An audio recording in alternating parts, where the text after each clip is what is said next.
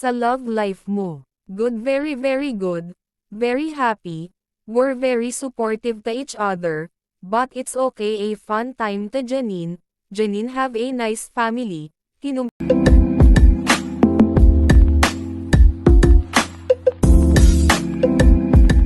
Pirma ni Jericho Rosales na may bagong proyekto sila ni Janine Gutierrez.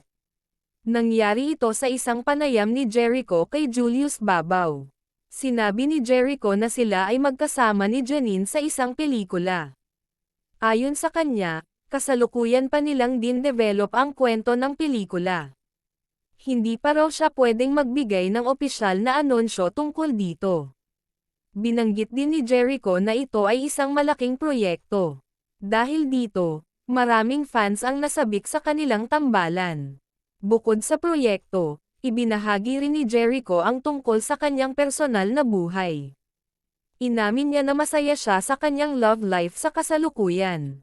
Positibo ang pananaw ni Jericho sa kanyang career at personal na relasyon.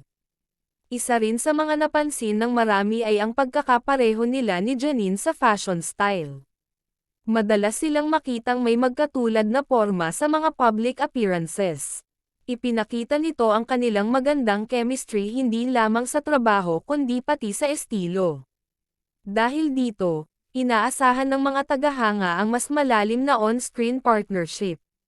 Lalo pa nga at partner din sila in real life. Naging malinaw na parehong career at personal life ni Jericho ay nasa masayang yugto ngayon.